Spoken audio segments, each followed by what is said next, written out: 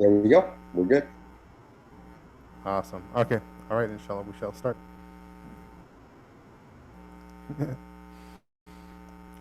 Okay. Okay, thank you.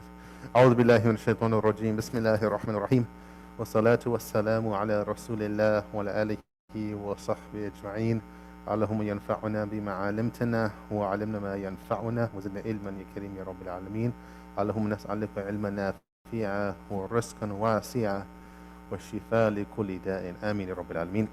Assalamu alaikum wa rahmatullahi wa barakatuh. Alhamdulillah, we have some individuals that are here today in person. That's good. I haven't seen Sister Aisha and of course Brother Johannes last week here. May Allah bless you guys for being here. And we have some obviously people online. So alhamdulillah, as you guys mentioned from last week, we're going over the signs of the Day of Judgment. Last week it was kind of a shortened class. I was a little bit sick during the week, so I wasn't able to prepare as much. So today we'll go over a lot. But I did have an issue when I was preparing this morning. My file that I worked on all last night didn't come up on my computer this morning for some reason. So that hasn't happened to me in a very long time. But I was able to still kind of get that information. But you'll see some of the slides are missing a lot of information. But I will name that, inshallah ta'ala. So just from a little bit from last week, before we go on here, there you go.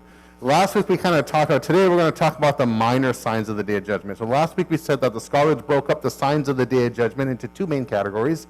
You have major and minor. And some even put in three categories, major, medium, if you will, and a minor one, if you will. And so when we talk about minor, what we're going to talk about are those signs that are already came and passed, signs that are happening right now or trending, and signs that are one-time deals, if you will, that hasn't came yet. Okay, we're going to thus be the third category, which we're not going to get to today. Today is going to be more of the trending things, if you will. And all of you are going to participate. I'm going to ask you, what do you think about this sign? Do you think it's happened already? You think it's ongoing? It hasn't happened, etc. All right, and so that's what we're going to go over. And there's just a little note when we talk about the signs of the Day of Judgment. There are so many of them. And there's so many hadith on them. And the problem is when we talk about this, is that, and I have to kind of go over a little bit about hadith classification, is that some hadith are very weak. And so those I'm not going to be talking about. And those there's a lot of those out there. But we're talking, inshallah ta'ala, at least my intention is, those that are authentic, we call it sahih, or that they're acceptable, and then those are the ones that we're going to be pulling for. And a lot of books you'll see there's over 100 or so plus signs. And so you could talk about a lot of them. And a lot of them I'm not going to go over because they're quite, understood, and they're kind of prevalent already. But we'll go over some of that I believe that are more beneficial for us to go over. First one is that there's a hadith of the Prophet ﷺ talks about the appearance of false prophets. So the Prophet ﷺ said the last hour would not come until there would be a rise around 30 imposters. Imposters meaning false prophets. Liars, each one of them who claim that he or she is a messenger of Allah. And so my first couple of slides is where I lost my notes, so they're missing some information here. So the Prophet ﷺ said at least 30. And there's different scholars up there, I think Ibn Qayyim, rahimahullah, and different scholars, they try to list the 30, if you will. And there's another hadith that says that there's going to be 30 imposters, and the last one is going to be the one who has the one-eyed liar, meaning the Dajjal. And we're going to tell who the Dajjal is in probably about 2 weeks from now or so, if you will. And or maybe we'll allude to it next week, I believe. So that's the last of the false prophets, if you will. And the Dajjal is one of the biggest ones of them, if you will. So does anyone of you guys know of somebody? Now, when we talk about, before I ask this question, sorry, let me go back. Is that somebody right now goes on YouTube and says, I'm a prophet. That's not probably what the Prophet was talking about. Anyone can say that. We're talking about people that actually claim to be it and actually had a following, had an impact, if you will. And there's tons of people online. Even today, you can look, I'm a prophet, and this person's a prophet. And I think I was even talking to the Mormon church the other day, and they're telling me that there's prophets around us right now. I was like, okay, I didn't want to debate with them. But anyhow, just trying to understand what their beliefs are in terms of what a prophet is. So, and one thing, there's another hadith that mentions that, and it's not the one I put up here on the screen, is that the Prophet said there'll be 30 liars, and I'm the last of prophets, and there'll be no prophet to come after me. which we all know that is the standard, Orthodox belief of a Muslim, right? So does anyone have heard in the past of anyone who claimed to be a prophet and actually had a legit following? The Ahmadiyya, very good. Mirza Ghulam Ahmed al-Qadiani from India, claimed to be he started off in different levels. Claimed to be a prophet, then went on to claim to be that he is actually Isa, alayhi salam, Jesus, that came back. And then he went on to other stages, and we all know that he ended up dying without really having any truth to what he had said. Unfortunately, there is still a lot of people who follow, they call it the Ahmadiyya, or the Qadianis, people that still follow that sect. And I'll say all due respect, that they're not a recognized sect or group of Muslims. We won't call them Muslims.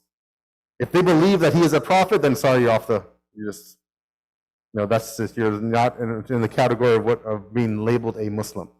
The thing is, though, with the Qadianis and the Ahmadiyya, or whatever name you want to use for them, they have a bunch of different groups underneath them. Some that only believe that he was a prophet, or some would believe that he was just a righteous person. Other people believe different things. So, but in the majority, the belief that he was a prophet, and if you're under that belief, then you're not considered a Muslim itself. But he's the one that won the claim to be a prophet, and will be one of the liars. Anyone else heard of someone else? Even online. I'll start back from the Prophet sallallahu alaihi wasallam's time. Right when he was passing away, there was a couple people that claimed to be a prophet, and actually right after he passed away. So you have this person named Musaylama. We call him Musaylama al-Kadhab, or Ibn Kadhab, the son of a liar. He claimed to be a prophet. He had a following, and Abu Bakr, when he became the next Khalifa, he had to fight him, right? And he ended up, killing him. There was a lady called Sajah. She claimed to be a prophet, and she actually ended up marrying Musaylama, which is two people that claim to be prophets marrying each other, so quite interesting. But then she actually returned back to Islam, right? And there's a bunch of other people out there, Al-Aswad, Al-Ansi, and there's some other people, Tulayha, after the death of the Prophet, like also claimed to be a prophet. You have also, there's a person, I'm forgetting his name, but basically the founder of the leader of the Baha'i movement in Iran. His name is, I'm forgetting his name, but he claimed to be a prophet also. And then you have the Nation of Islam here in America. There was a person named Elijah Muhammad, who also claimed to be a prophet. Of course, had a pretty big following. Malcolm X was part of that. Of course, alhamdulillah, he saw the Orthodox Islam and left. So you have a multiple ones out there, if you will. There's a person in Sudan also in the 80s, I believe, that claimed to be a prophet. He had a following. And so there's a bunch of different ones out there. So it has 30 come already? Are we on 19? Are we on 25?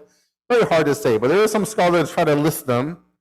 But the Prophet ﷺ did say the last one would be the Dajjal, the main false Messiah, if you will, Antichrist, that will come if you will. So that's something just to look at. So don't be surprised if other people try to claim it and actually have a following. As we know, the Prophet ﷺ did talk about that. The second one that's kind of good to note about, that's interesting, that we could talk about. The Prophet said that the Muslims will fight the Turks. Al-Aturaq, we say in Arabic. Where the Prophet said, the hour will not be established until you fight with the Turks. People with small eyes, red face, flat noses. Their face will look like shields coated with leather. The hour will not be established until you fight with people whose shoes are made from hair. Now, the one thing about all these hadith we're about to go over, they're cryptic in nature. What does cryptic mean? They're kind of like metaphoric. They're not really exactly that the group is going to be called this, and they're going to be from this country. Because if the Prophet will say, for example, they're from Mongolia, we would understand that. But the Sahaba would be like, what's Mongolia? There's no place called Mongolia. Or they're going to be from a country called Turkey. They'll be like, what? This Constantinople, that was called at that time, was a Roman Empire at that time. There's no name called Turkey at that time. So here the Prophet doesn't go into like certain names because, number one, it won't make sense to the Sahaba. And the idea for these hadith is not to be exact blunt with it. So we understand the general picture of it, if you will. So here, what is meant by the Turks? So there's a famous, what do you think anyone means, we might think that the Prophet was talking about? Who could know? There was one individual that terrorized a lot of the world, especially the Muslim world. You might not think he's Turkish. Genghis Khan, right? From Mongolia, which is kind of related to the Turkish ethnicity. Turks, when we talk about Turkey today, that's not really like Turks, if you will. We go back to the ancestry of them, they all come from what's going on in Western China, Turkmenistan, right? And so Turkmenistan and also Mongolia, they're all kind of like that same kind of area of people. They do have small eyes and flat faces, etc. And we know Genghis Khan came with this Mongolian empire that ruled pretty much like from Mongolia all the way down to Arabian Peninsula. And they killed tons and tons of Muslims, unfortunately. You know the history. They burnt the books in Baghdad. The mountain, his guy was really crazy. He took the skulls of the Muslims and built a pyramid with them. It was this, blood was flowing in the river, in the Euphrates River, as they say, in the history books. What's really interesting is that he becomes Muslim at the end, or at least this army becomes Muslim finally at the end, and that's a bit ironic, but you see the power of Islam. But so a lot of scholars say, look at this hadith and say, we must be talking about Genghis Khan. Some other scholars said, well, this could be talking about the Ottoman Empire, because the Ottomans, even though they're Muslims, but they did fight the Arabs and took over a lot of the Arab lands. That's how you got the Ottoman Empire, even though they're Muslims. But that also happened. You have the Seljuk Empire, you have the Ottoman Empire, the Osmani Empire, etc. You have to go to the history books to kind of find out what exactly happened.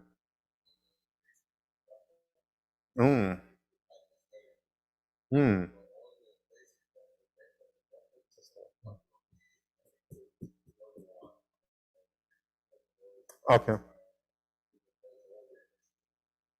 Interesting. Was it called History Disrupted? Destiny Disrupted. Okay. So so the scholars look at this hadith and said, did this happen already or not happen? And they said, some believe that it's already happened already, right? I don't think we wouldn't think, Allahu Alam, that the country of Turkey right now would come and fight. Of course, the Prophet was talking to the Arabs at that time, right? The Muslims at that time. We wouldn't think that would happen, some type of civil war. But if it does, then guess what the scholars will say at that time? Look, this hadith. So it's always kind of changing, right? Depends. The scholars can only talk about these hadith in terms of what they know from history and what they're dealing with in reality. But a lot of them say it's either the Ottoman Empire or the Turks at that time, or Genghis Khan when he came X amount of years ago, if you will. So we have this hadith here. The Prophet ﷺ also talked about an increase in wars. I guess that's no surprise to anybody here. But the Prophet ﷺ said that the world would not come to an end until a day would come to the people on which the murderer will not know as why he was killed. And the slain person, and the slain, why he has killed, sorry. The murderer will know why he has killed. He don't know why he killed this person. And the person that was killed, the slain, would not know why he was killed. Why was he murdered for? It would be said, why would it happen, Ya Rasulullah? To which he replied, it will be because of the general massacre and bloodshed. And the slaughtering and the slain would be in the fire. Both of them will be in the fire. The people will kill so much, they won't even know why they're being killed. I would ask you, do you think this sign is ongoing, already happened, or still to come? What would you say? It's still happening? So, Sasha, what do you think? Has it already happened? How about the nuclear bomb on Hiroshima in Japan? Somebody just cooking in their house, all of a sudden they get killed. They have no idea why they were killed. They weren't fighting anybody. The murderer probably knows it, the one who dropped that bomb, because he got the orders to do so, right? You have these, you have these really bad, mass murders here in America. I think we're the only country, unfortunately, in the world that actually has these same things that happen on a frequent basis. But you have the people getting shot either at schools, at studying, No idea why they got shot. They don't even know the murderer. And the person shooting probably doesn't know why he shot that person. Right? So you could say that could fall into this, if you will. You could say it's greater than the mass murders we're seeing here. Some people say, well, look at all the wars and different things here and there, and wars still to come. World War I, II, if you will. Who knows number 3 is coming or not, right? This has definitely something that's kind of still going on, trending, unfortunately, if you will. But the Prophet said this will continue to happen until the world comes to an end. Here I don't have a hadith on this. We're kind of lost from our material. But this is from a hadith. This is the 40 hadith with me in that class. The second hadith we went over, the Prophet ﷺ was asked by Jibreel ﷺ, who came in the form of a person. And he asked the Prophet ﷺ, what are the signs of the Day of Judgment? And the Prophet said the sign of the Day of Judgment will be that the servant woman will give birth to her master. It's kind of like, well, it kind of like make your head smoke a little bit to understand what that means. That the woman will give birth to a son, that son will grow up and end up owning her as property, almost like as a servant, as a slave, if you will. You're like, what does that even mean? Well, some people said that it's because of so many different wars.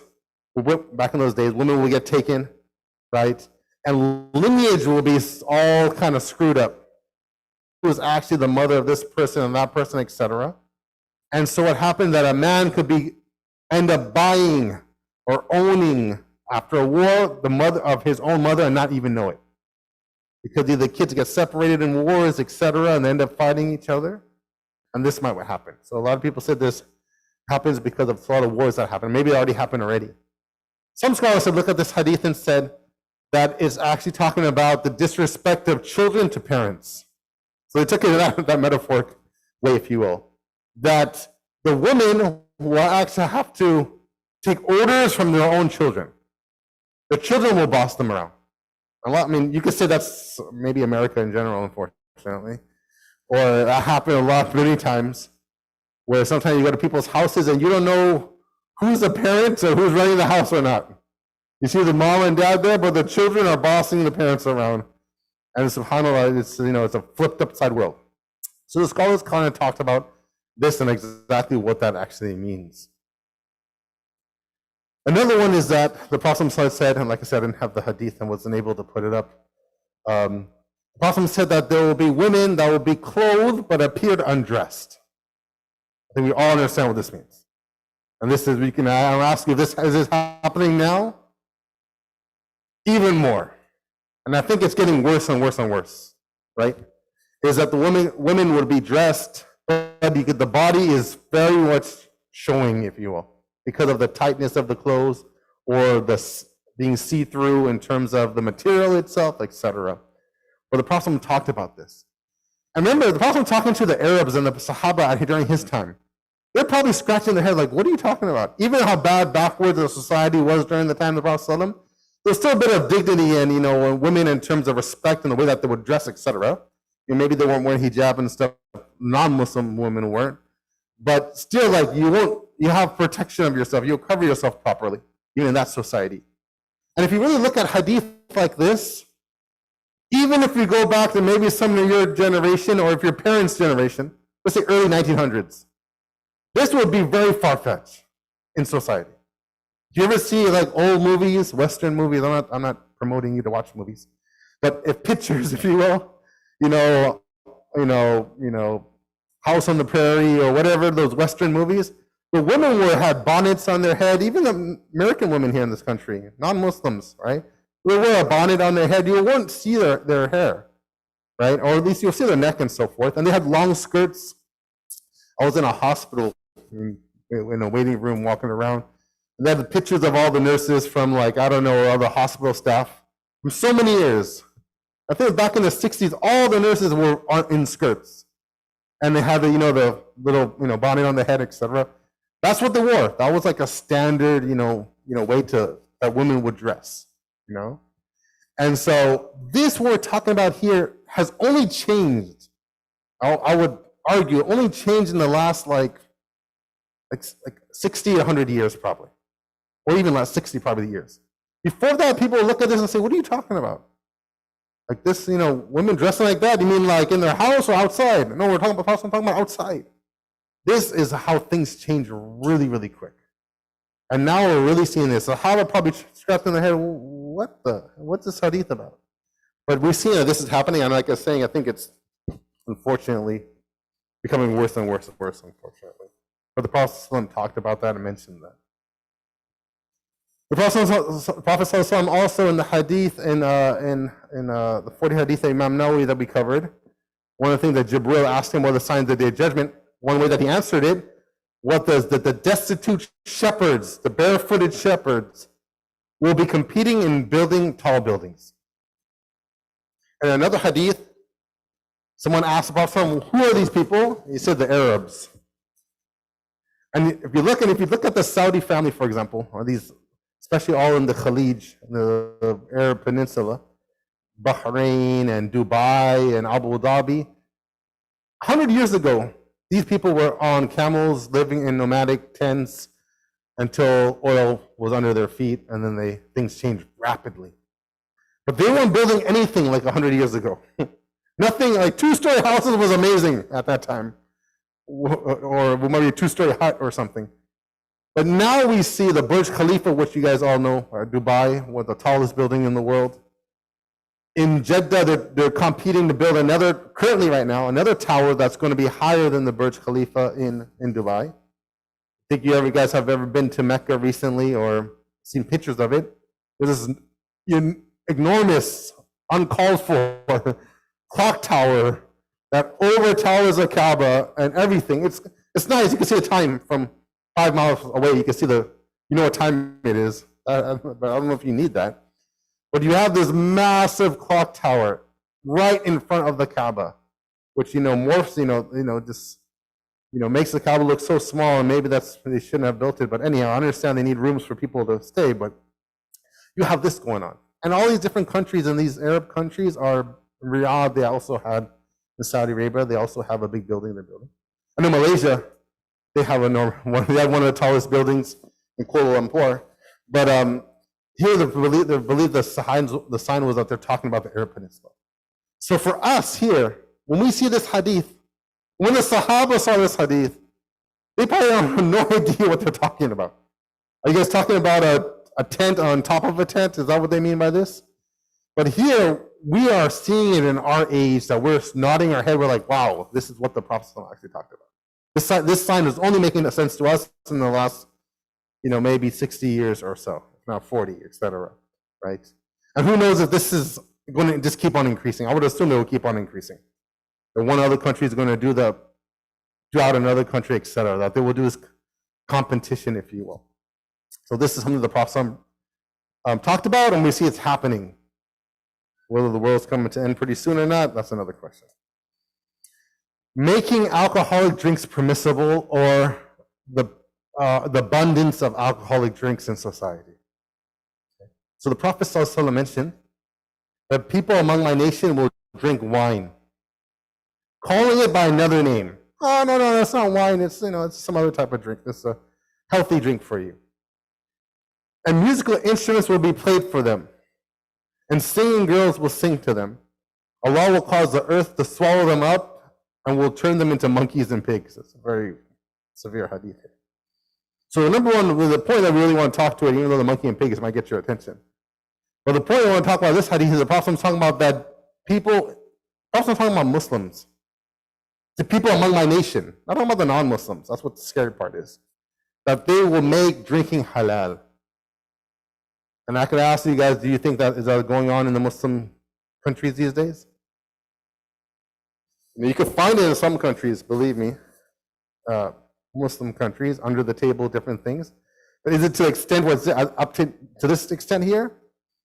Maybe not, maybe yes. Who knows exactly how much more does it have to be prevalent in society? But you definitely can't go to Saudi Arabia or Egypt and walk around this school and they're selling alcohol on the streets. You have to go to very specific places to know, because there's Christians that live in these, especially in Egypt and so forth. But you can't just find it anywhere. I know I lived there 7 years, 6 years. I couldn't. Not like I was looking for it, but anyhow, that came out really weird. But I definitely didn't see it anywhere. You had to kind of know where to go. That's from at least what teachers and so forth told me. But another hadith, the Prophet said, it is from the conditions of the last hour, the knowledge will be taken away. That's another point here that we could take. Ignorance will prevail, makes sense. Liquor would be drunk, and adultery will become rampant. Now, this is also these are extra signs that are built under this one slide here. But here it's saying liquor will be drunk, meaning that it'll be very prevalent. During the time of the Prophet, there was liquor, but it wasn't like we have now, where there's like specific bars, right, that are out there, and they just have that out there. People just go there not to eat, but you just go there to drink. And that is very prevalent here in our society. European countries, unfortunately, are specialists in this. Where that is part of their nature, part of their culture, is drinking. Irish, for example, unfortunately, German have a lot of thing called Oktoberfest. I even see some signs here where it's all about this alcohol, and it's very prevalent. So I could ask you, do you think this sign is pretty much happening already? Do I? Oh, oh gosh. Oh, I cannot believe that. That is shocking. I know here at the Pomona Fairplex, I probably shouldn't tell you the location, but anyhow, they have that here. But anyhow, go ahead. So that is, I know that was going to get everyone's attention, so I was going to take that out but it is, and this is also in the Quran. Also, Allah subhanahu wa ta'ala talks about that people were turned into monkeys and pigs because of the sins and different things that they were done. Now, how do we understand that? This is more like really off topic from what we're talking about today. But of course, Allah subhanahu wa ta'ala could do anything, obviously, right? And turn people into certain things. It's not reincarnation or anything like that. But because of their sins, Allah subhanahu wa ta'ala could have took them and made them into these animals. How? Right immediately, etc. That's something, honestly, I never really looked up. And I had a feeling someone was going to ask me about this, but I'll have to research that for you to get back to that, Sister Aisha. But that is definitely interesting. But Allah does mention that in the Quran, and another part about certain people, that Allah did that to them also. But anyhow, yeah, I'll have to get back to you, see if I could answer that for you. So anyhow, so you could tell me, do you think this is happening today? Do you think it's going to get worse? Nobody really wants to say about that one, right? Maybe it could get worse than what we're seeing today. Maybe the alcohol, the limit for drinking, I think is 21 in this country. Maybe they move it down. And we're like, whoa, now the signs are becoming even more, if you will. Maybe it's going to start being available in schools. Who knows? And all these different places. Allahu Alam, how worse things could get. And the Prophet did also mention about adultery here, which I don't have a separate slide on it. But that actually goes back when we talk about women's dress also. That adultery will become rampant, right? That fornication, adultery, etc., will be something that will be very widespread.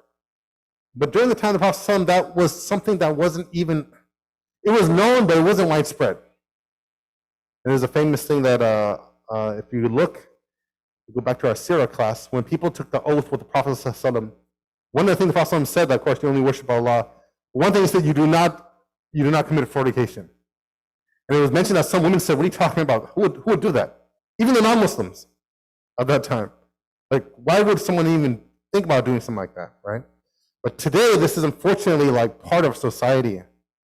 There's a statistic which is very troubling, but it's even mentioned that amongst Muslims, that I think the percentage was like 45%, if not somewhere around there, almost half of Muslim youth are already engaged in some type of relationship before marriage. This is talking about Muslims. Talking about non-Muslims, it's a standard, I think, that you have relations way before you get married, unfortunately. So this is something that is definitely rampant here in America and probably the world in general. I mean, Allahu Alam, exactly where, but definitely here in America. So we're definitely seeing that, which probably wasn't seen too much in the previous generations. Decorating of Masajid. The Prophet ﷺ, لا تقوم الساعة حتى يتباهى الناس في المساجد. The Prophet said the last hour will not come until people compete with one another in building masjids. You think the signs come?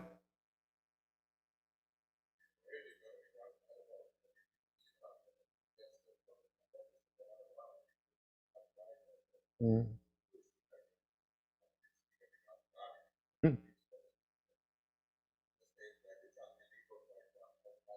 Oh my gosh. Yeah. Yeah, yeah, yeah. No, no, no. No, no, no, no.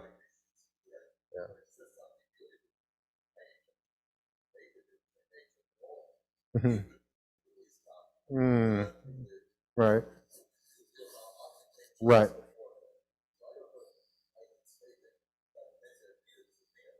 Right, right. Yes. Hmm. Hmm. Yeah. This is part of it. Yeah, that's good. We want masjid to be nice, right? We want our houses to be nice. There's always like a step that maybe we're doing too much.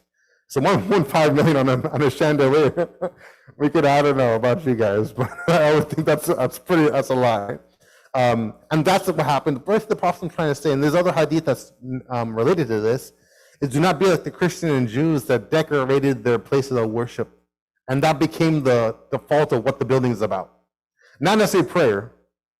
If you go today in some, with all due respect, some churches, it's very well, there's like one here in OC, you can see it right off the 22. It's massive. I think it's a castle, it looks like it.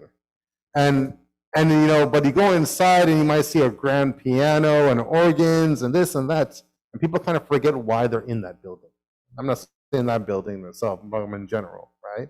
So the Prophet said that time will come where people are building masjids just to build it, and there won't be people inside there worshiping. It will just be a really nice structure.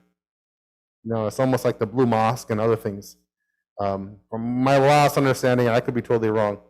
Of course, the Blue Mosque was a masjid always, but I think even now it's just a tourist thing. I don't think you're allowed to pray in there. In talking about Istanbul, at least I'm trying to remember when I went, they didn't let us pray in there. It was more just you could tour it. They do have it. Maybe it was a Hagia Sophia. I'm not trying. I don't know if the Hagia Sophia they changed it now.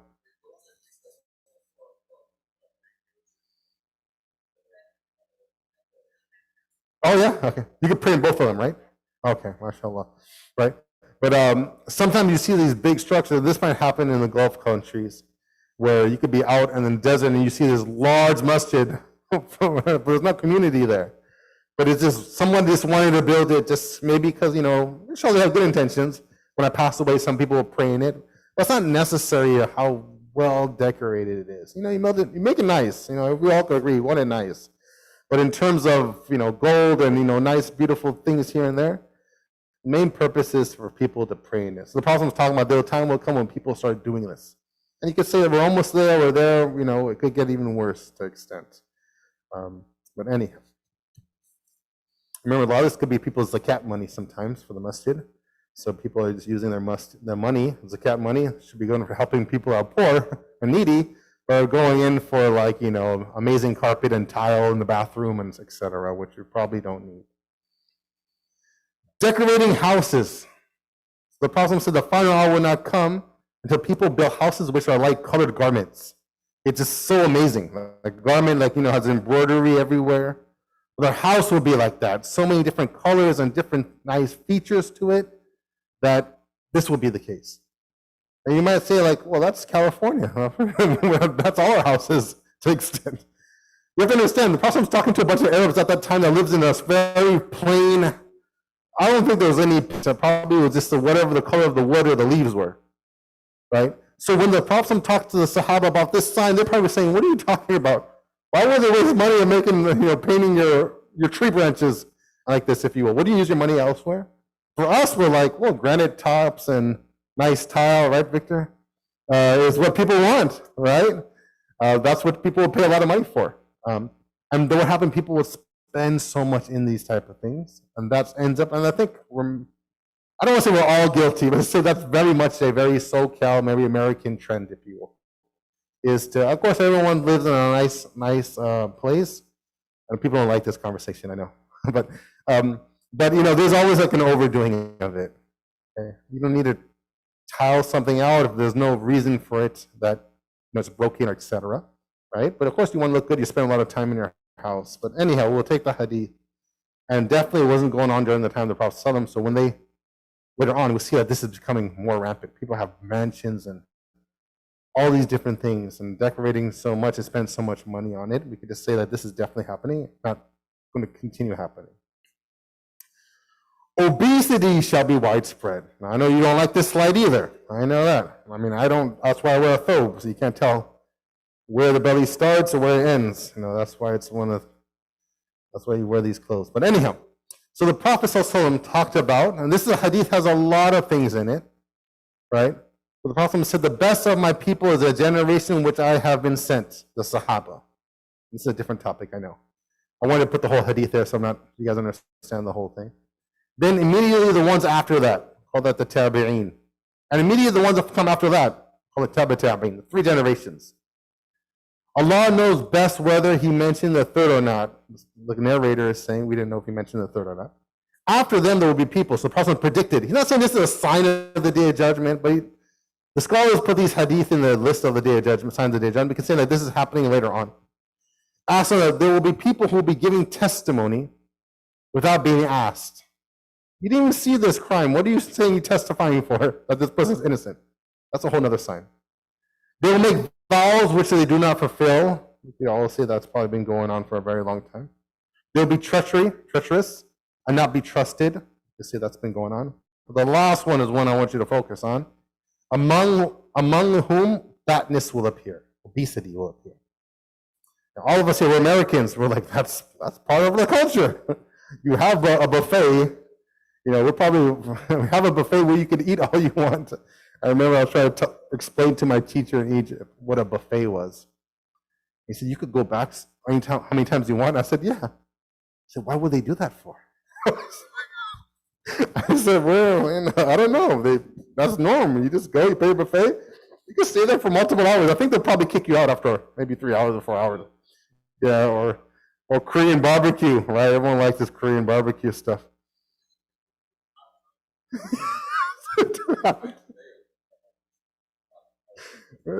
Brother Johan said they even have that during Hajj. Yes, that's true. I don't remember. I went to a place in Egypt. This is a side note, and it's at a buffet. It was a Sabraro. You know, Sabraro is like I think it's an American company or Italian or something or whatever. So, whatever. That halal pepperoni. I was like, wow, I never had that before. Let me go ahead and they had a buffet like this. A salad bar. You could go and have the buffet, the salad bar. I'm like, okay, I got it. Whatever. The guy's like, oh, you only go one time. What do you mean? That's not a buffet. He's like, no, you know, one time, whatever you fill, that's it. I was like, no, this is not how the Americans do it. We go back 6, 7 plates, and then, you know, alhamdulillah, that's how we roll, right? But here, the subhanAllah, remember this, the Prophet ﷺ is talking to the Sahaba about this. These are people, even the Prophet himself, that didn't eat meat for multiple months, that the hadith mentioned. And what? They rode horses and they walked like places. You know what I mean? Today you go outside here, go down Brookers, rarely you'll see people on the sidewalk. When I went to Egypt, the sidewalk is filled. And because why? A lot of people don't have cars, there's a lot of mass transportation. Maybe India, Pakistan, same thing. You know? I remember we didn't have a car in Egypt. Oh my God, I lost so much weight. I had a third-story apartment on the 3rd story, no elevator. I had to walk 15 minutes to go to the grocery store, come back with 6 bags in my hand, and go up 4 flights of steps. One thing about Egypt, they don't tell you the ground floor is not called 1. It's called the ground floor. One starts on top of that one. So it's up there, I was on the 4th floor, and I didn't realize that. But go up there, and by the time you get to your door, you're like drenched already and sweat. But subhanAllah, so much people walk, etc. Right? I'm not saying there's not overweight people in Egypt or India or Pakistan or any other places. But here, the Prophet was talking to the Sahaba, which rarely, I mean, there probably was a handful of people that had a belly or were overweight. These people were fighting jihad, riding horses, you know, traveling to Syria and Yemen and working in the palm groves, right? So here they're probably thinking about how would there be so much food that people could eat? Today we're saying that this is very much the norm, if you will.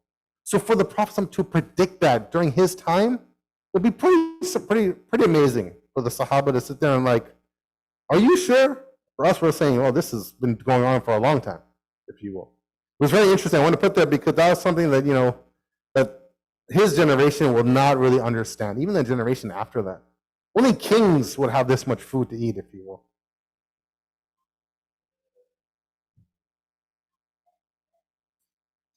Nothing, the Prophet just listing different ones. Yeah, sorry, he's just listing. I just put the whole hadith there because the part I wanted, that's why I underlined it. That's actually what the part I wanted to talk about. But I didn't want to just put one sentence on the screen when you guys know the whole hadith, etc. But anyhow, right. Writing will become widespread. Now, for us, once again, we're like, duh, right? That doesn't seem very amazing. But remember, once again, put yourself back into 640 CE. During the time of the Prophet ﷺ, as one scholar, Sheikh Yasser Qadi mentioned that he recorded this number, that he said during the time of the Prophet ﷺ in Mecca, there was probably 12 that knew how to write and read in the whole society, of maybe 2,000 people. Like, that was really rare. And we saw that those who took the Sirah class, after the Battle of Badr, the Prophet ﷺ did what? He said he got the captives and said, you have to teach 10 people how to write and read, and then we'll let you free. That's how important it was. So the Prophet says, Zuhur al-Qalam, that the appearance of writing will become widespread. That, once again, always put yourself back during his time, the Prophet. For him to tell the Sahaba that is like outrageous. Like, how are people going to write? How are people going to learn to do this? It'll be so widespread. Today we have a lot of writing, right? Everyone writes, everyone posts, everyone texts, etc. Right? You might not know how to spell really well, but alhamdulillah, we have autocorrect, right? But it is definitely widespread. You have countless of books. People write books all the time. But one thing is, though, I paired it with this hadith on the bottom here, where the Prophet said, it is from the conditions of the last hour that knowledge will be taken away and ignorance will prevail. How do we understand these two hadith here? Tell me how I can understand that.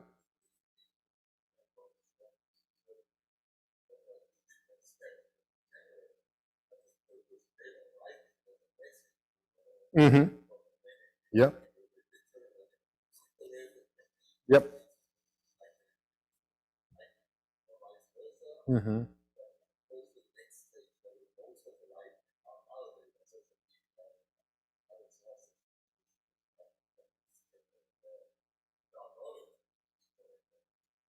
Yeah, yeah. Exactly this.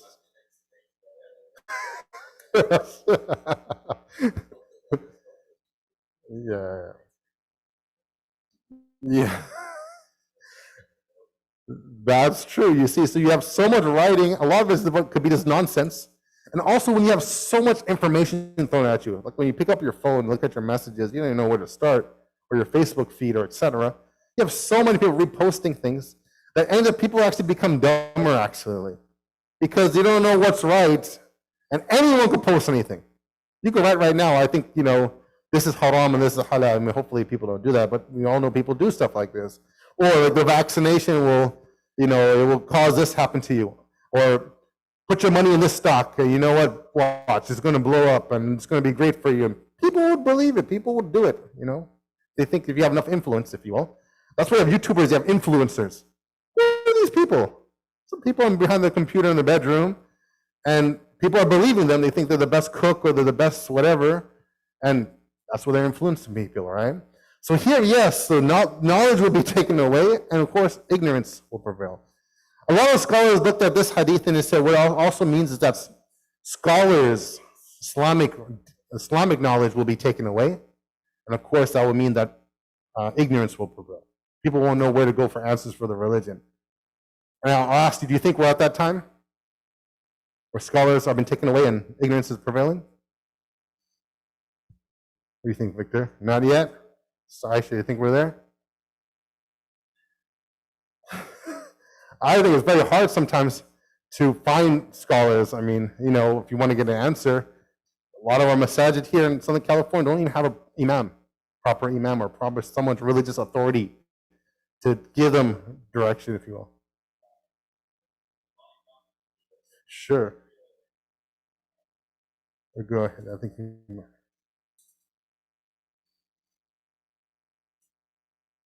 thought he wanted louder, but I guess he didn't want it louder, but anyway.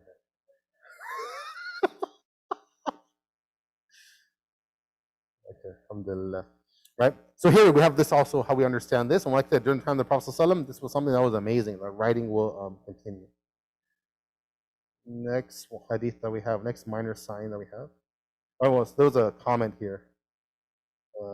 Sister Leah saying Malaysia has the most obese people in Asia, about 50% of adult population. Brother Johan, is that a diabetes? SubhanAllah, what's going on in Malaysia? I love sweets.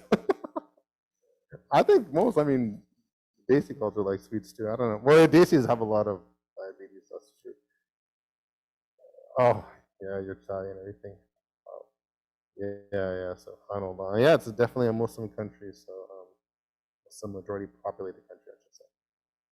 Hadith number 12, or sign number 12 that I want to go over. The increase of the population of women. Make sure I didn't.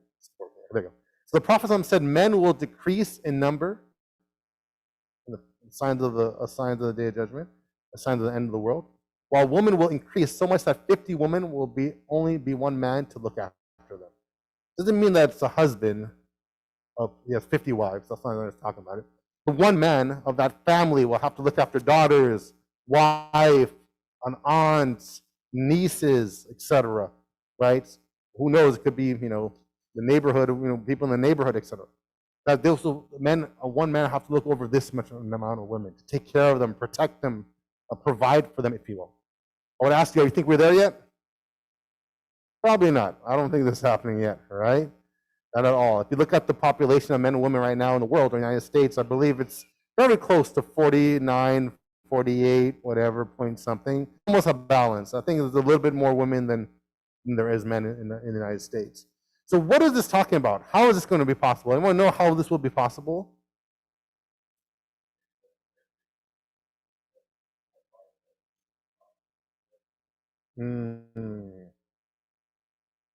Good.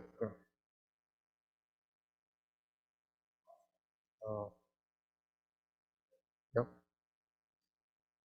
Yep. Exactly. A great point, Brother John. That's what the scholar said, because there'll be so much more war. We already went over that hadith already, right? And killing, and usually it's the men that get to go out there, the lucky ones, right? So really the men that get to go out there. There's women also participate also. And so you have a lot of dads, you have a lot of uncles, you have a lot of brothers, husbands that get killed and are martyred, or either way. And you have now women that need to be taken care of. So maybe we're not there yet. Obviously it will be very tough later on.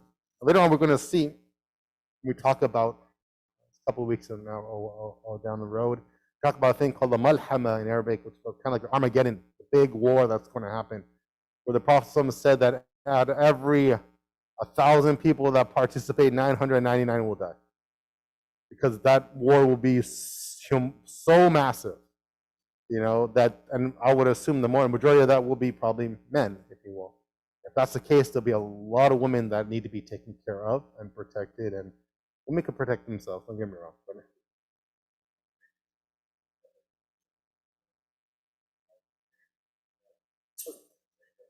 Oh, seriously? Okay, yeah, I think I heard about that, yes. The COVID? Interesting. Oh, interesting. SubhanAllah. Better to be a woman in these times, I guess, right? Anyhow. All right, so this is something the Prophet predicted. Maybe it hasn't happened yet. So this could be actually in the category, the third category I said, where we're talking about signs that just haven't happened yet. But I put it here because I should have put it in the third category. Next one, increase in Quran reciters and decrease in scholars. This is something very interesting to think about. The Prophet said in a hadith in Hakim, which is verified to be authentic, that there will come a time where there will be an increase in Quran reciters and a decrease in scholars, and knowledge will be taken away. Right? And today, sometimes you'll see that, alhamdulillah, we have a beautiful reciter. Everyone loves beautiful reciters. I love beautiful reciters also, don't get me wrong. Right? And people want people to memorize Quran, and alhamdulillah, I want my son to memorize Quran, I want my daughter to memorize it, and that's good. But sometimes we focus just on the recitation, but not necessarily what's being recited. So we have a lot of, you might say this might be true today. We have a lot of people that can recite really well. But if you ask someone, say, well, I did this in my prayer, what am I supposed to do? I don't know, I just recite really well. I don't know. Tell me any verse in the Quran, I'll recite it for you right now. Any surah, I could do very nice to you. what the ruling of the religion is, and what is this, or what does this verse mean in this tafsir? I just recited this verse. Is that talking about prophet so-and-so? That prophet? I don't know. But I can recite really well. So here we kind of, I always say that we're seeing that definitely during our time. You have a lot of people that can recite really well. But to know exactly what they're reciting and why that, what verse came down, what surah that from, and what's the context, I would say that's very few people that could do that. And so that's where the Prophet said that the time that we come, and maybe we're in that time, or maybe it has still yet to come, if you will, or would it increase even more, if you will. Time will pass quickly. Okay. I think we all could say that's probably happening now. The Prophet said, time will pass rapidly. Good deeds will decrease. There'll be killing and war and so forth. The miserliness will be thrown. Miserliness will be thrown in the hearts of people. People don't want to give, they don't want to donate. And haraj will increase. They asked, what is haraj? The Prophet said, killing, murdering, killing. We're going to see a lot of this, hadith in Bukhari. So here we want to talk about the first part of this. All the rest we kind of went over a little bit to extent. What do you mean that time will pass quickly? So some of the scholars said that there'll be no barakah in people's time. Because back in the day, the scholars would get up in the morning. The Prophet said that Allah put barakah in bukurihim, that in their mornings. It's a hadith of the Prophet that our ummah will have blessings in the mornings. Get up for Fajr, don't go back to sleep. Just start your day. You get so much done by the time 12 o'clock comes around, 11 o'clock, and those who ever run that schedule before know you get so much more done. And by 12 o'clock, you're like, I could rest the rest of the day. I did so much, if you will, right? So some say there won't be no more blessings in people's time. Or number two, they said the communication will connect people together faster, and transportation. So time will decrease, meaning that when you used to have to ride a camel to get to, or horse to get to whatever, Salt Lake City or whatever, Nevada or San Francisco, now you're going to fly 45 minutes, you're there. So time much more quicker, if you will. Time's still the same, but you get in there doing quicker. Or some scholars say number three is that the earth itself will spin faster. I mean, I don't know if that's could possibly happen, definitely, the magnetic poles and so forth, but the day becomes shorter, right? That could be the literal meaning of that hadith there. One thing we'll know, one of the major signs of the Day of Judgment, we're going to come later on, is that the sun will rise in the west. Right now it rises in the east, which means that the earth will have to do a retro spin, right? At least that's one way that they could do it, that we'll have to spin the other way. So the earth will have to change its course, slow down, and then go back, if you will, this way. And that's where one way the sun could rise from the west. If that happens, I don't know, there'll be a lot of things that happen that would be an issue with that. But anyhow, one thing the Prophet did talk about, that time will definitely go faster. You could say that we're in that time now, or if that's going to happen even further.